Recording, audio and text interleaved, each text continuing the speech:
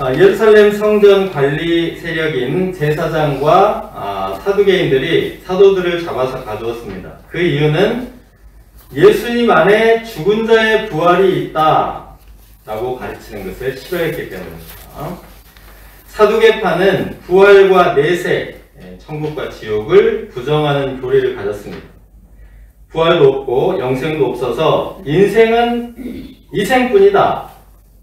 심지어는 내일 죽을 수도 있으니 오늘 먹고 마시자.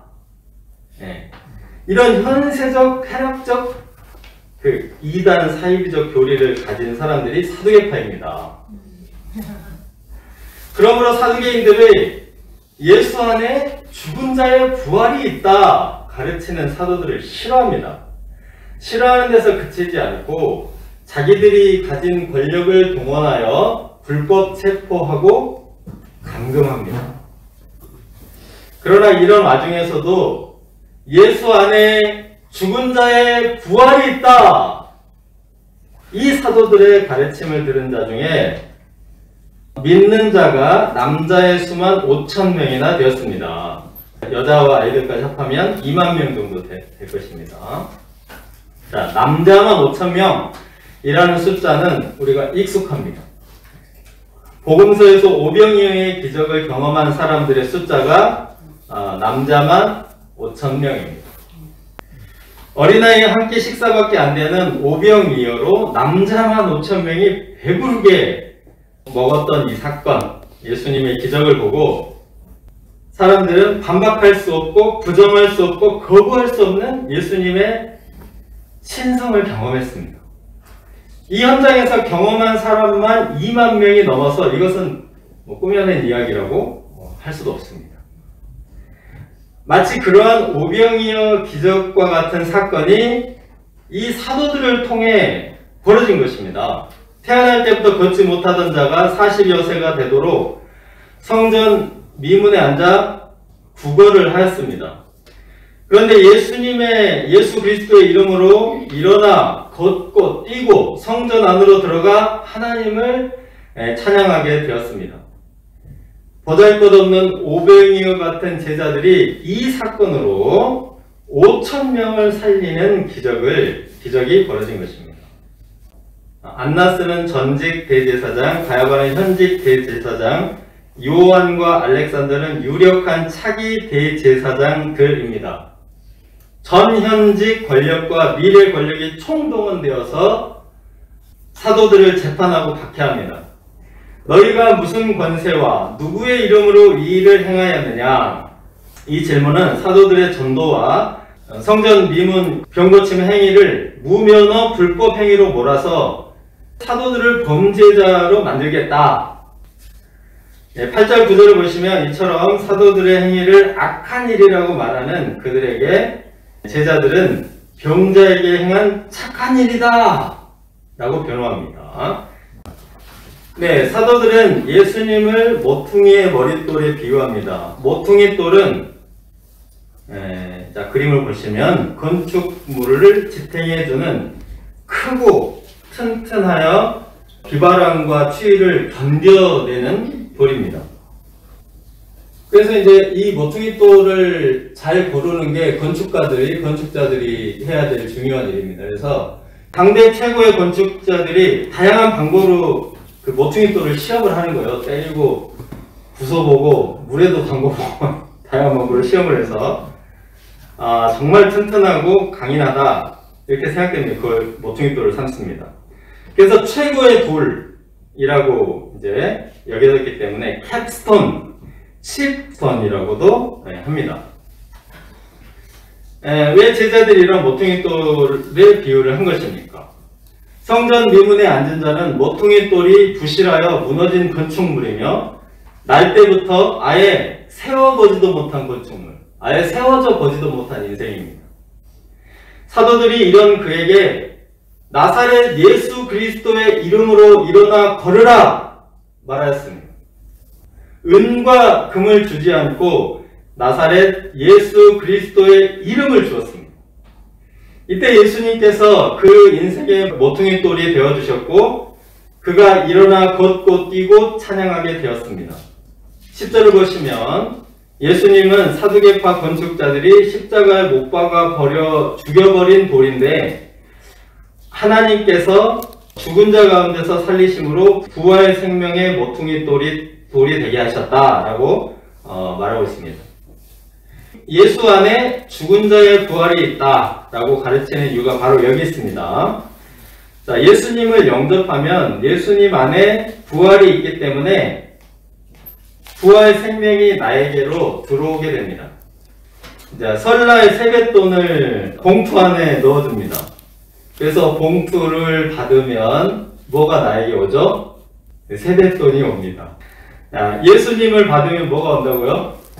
부활 생명이 나에게로 들어온다는 것입니다. 자, 12절을 보시면 천하 사람 중에 어떤 이름 안에도 하나님께서 부활 생명을 넣어주지 않으셨습니다. 우리가 아는 유명한 이름 이순신 장군, 세종대왕 등등 정말 훌륭한 분들이고 이분들을 통해 우리가 뭐 애국심이나 백성을 사랑하는 마음 정도는 가질 수 있죠. 그러나 영생과 구원을 주는 이름은 아닙니다.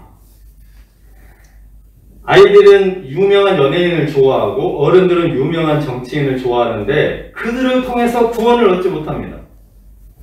성전 미문에 앉아 구걸밖에 할 것이 없던 완전히 무너진 인생을 일어나서 걷고 뛰게 한 예수님의 이름, 이 이름만이 구원을 받을 만한 유일한 이름입니다. 자, 올해 들어서 최대 국제 이슈가 터키 시리아 지진입니다. 깜짝 놀랄 만한 뉴스를 하나 봤습니다. 에르진이라는 터키의 소도시인데 여기는 지진 피해가 전혀 없다고 합니다. 다친 사람이 있어요. 근데 중상자도 하나도 없어요. 그리고 정말 깨끗합니다, 도시가. 터키는 원래 지진이 많은 나라라서 그래서 건축법에 지진을 견디도록 하는 내진 설계가 법적으로 정해져 있습니다. 그러나 값싸게 빨리 지어서 많은 이익을 남기려고 불법 건축물들을 마구마구 지었습니다. 원래 내진 설계를 하지 않는 건축물은 허가를 안 내줘야 되는데 사면을 해주는 거예요. 쓰라고. 건축 사면이라는 희한한 법이 있습니다. 여기. 그래서 그 에르딘 시장이 불법 건축이 없었던 덕분이다 이렇게 얘기했고요. 이 건축법을 지키라고 하고 허가를 안 내주니까 당신만 고상한 줄 아느냐 하고 이제 비난을 많이 받았다고 합니다. 그러나 그의 정직함이 위기의 때에 빛을 발한 것입니다.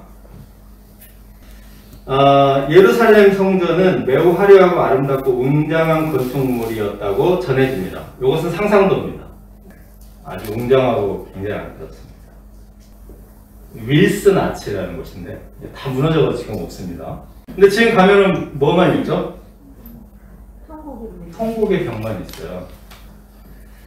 모퉁이돌 예수님을 빼버리면 성전 미문의 거린과 같이 되고 모퉁이돌 예수님을 영접하면 일어나 걷고 뛰고 하나님께 영광 돌리는 아름다운 인생으로 세워지게 됩니다. 예수님이 없는 인생, 즉 부활 생명이 없는 인생은 언제 무너져도 이상하지 않은 위태로운 건축물입니다. 우리가 예수님의 모퉁이의 머리돌로 삼아서 천재 주변에도 끄덕없는 아름답고 영화로운 집으로 지어지기를 기도합니다. 둘째, 보고 들은 것을 말하지 아니할 수 없다. 13절에서 22절입니다. 13, 14절을 보시면 베드로와 요한의 모퉁이돌 비유를 듣고 병 나은 사람이 그들과 함께 있는 것을 보고 제사장과 사두개인들이 할 말이 없어졌습니다. 이 사람들은 평생 공부를 많이 한 엘리트들인데 갈릴리에서 물고기 잡느라고 공부라고는 정말 전혀 못한 사도들에게 논쟁에서 패배하였습니다. 16절을 보시면 우리도 부인할 수 없는지라 두 손 두 발 다 들었습니다. 예수님이 부활 생명을 주시는 유일한 구원의 이름이시다. 증거가 명백합니다.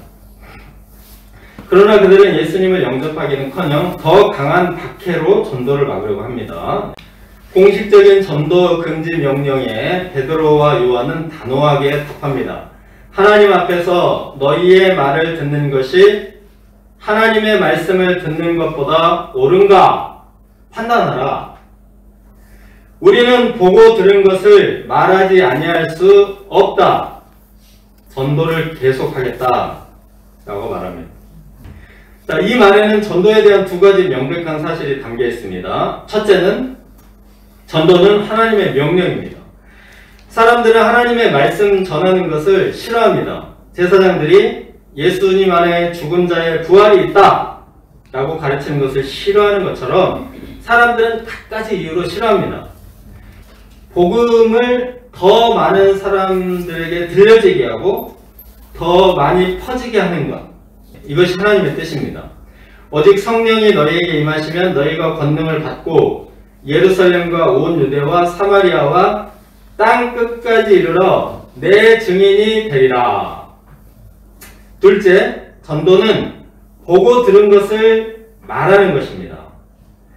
전도란 논리적인 신존재 증명 같은 것이 아닙니다. 내가 경험한 하나님을 증언하는 것입니다. 베드로와 요한은 자신들이 보고 들은 것을 말하였습니다. 베드로와 요한, 즉 이제 사도들의 전도가 앞으로 계속 나오는데 계속 똑같은 말을 합니다. 너희가 죽인 예수를 하나님이 살리셨다. 사도행전 후반부에 나오는 사도 바울도 다메섹 도상에서 자신이 만난 부활하신 예수님을 반복하여 또 증거합니다. 사도행전에 바울의 다메섹 이야기가 3번이나 반복되어 기록되어 있습니다. 자기가 보고 들은 것을 말하고 또 말하고 다시 말했습니다. 우리가 보고 들은 하나님의 경험이 있습니다. 옛날에 이제 이전에 다니던 직장에서 회사 매출이 거의 없는데도 5년 넘게 일용할 양식을 공급하신 하나님을 간증하였습니다. 마치 엘리야가 3년 기근 동안 까마귀가 고기와 떡을 물어다 준 것과 같았다, 이렇게 간증했습니다. 최정범 목사님 까마귀 간증. 네, 그리고 영건센터 고영 목사님에게 내가 보고 들은 반박할 수도 부정할 수도 거부할 수 없는 하나님에 대한 간증을 이제 물으니까 축구하다 다리를 다쳐서 군 면제를 받은 사건이라고 했습니다. 이 최정범 목사님의 까마귀 간증, 고영 목사님의 면제 간증처럼 우리 각 사람에게는 우리가 확실하게 보고 들은 구원을 받게 된 영적 경험이 있습니다. 전도란 그 사건에 더하고 뺄 것 없이 보고 들은 것을 말하는 것입니다. 우리가 보고 들은 것을 말할 때 성령님께서 역사하셔서 듣는 사람들로 하여금 감동도 받게 하시고 깨달음도 얻게 하시고 듣는 사람에 맞게 적용시켜 주십니다. 전도란 이처럼 우리의 증언과 성령님의 감동의 합작품입니다. 때문에 우리가 보고 들은 것을 말할 때 의외의 폭발적인 성령의 역사가 일어납니다. 걱정하지 말고 보고 들은 것을 말합시다. 자, 여러분 옥수수 박사라고 들어보셨습니까? 어떤 환경에서도 견디는 옥수수 품종을 개발하여 식량난을 해결하기로 유명한 김순권 박사님 계십니다. 아프리카 나이지리아에서는 이 공로를 인정받아서 추장으로 추대되기도 했고요. 북한에도 김순권 박사님이 옥수수를 개발하여 북한 식량난 엄청나게 해결했습니다. 이분이 개발한 옥수수 품종이 나이지리아 동전에 그려져 있습니다. 근데 이제 이분이 예수님을 영접한 계기가 굉장히 흥미롭습니다. 어느 날 예배를 드리다가 찬송가를 듣고 예수님을 영접했어요. 만왕의 왕 내 주께서 왜 고초당했나 이 벌레 같은 날 위해 주 보혈을 였네. 예배 중에 이 찬송가를 들으며 십자가에 죽으신 예수님을 영접했습니다. 그리고 농과대학에 들어간 자신의 인생에 절망하고 있었는데 나를 위해 예수님이 피 흘려 죽으셨으니 이런 내 인생에도 특별한 하나님의 뜻이 있을 것이다. 이런 깨달음이 번쩍든 겁니다. 여기서 옥수수 박사의 인생이 시작되었습니다. 농과대 출신의 오병이어 같은 사람이 수많은 생명을 살렸습니다. 우리가 보고 들은 것을 말할 때 바람과 같은 성령님께서 신비롭게 역사하십니다. 세상의 똑똑한 사람들 천지이고 대단한 인간의 업적 앞에서 우리는 오병이어 같이 보잘것없는 사람들입니다. 그러나 우리가 보고 들은 것은 하나님의 이야기입니다. 천지와 바다와 그 가운데 만물을 지으신 대주제 하나님을 우리가 만난 것입니다. 그러므로 우리가 보고 들은 것은 5,000명을 배불리 먹이고 살릴 만큼 특별한 하나님의 양식입니다. 우리가 보고 들은 것을 담대히 말하여 무너진 인생들, 절망하고 망가진 인생들을 아름답고 영화롭게 세울 수 있기를 기도합니다.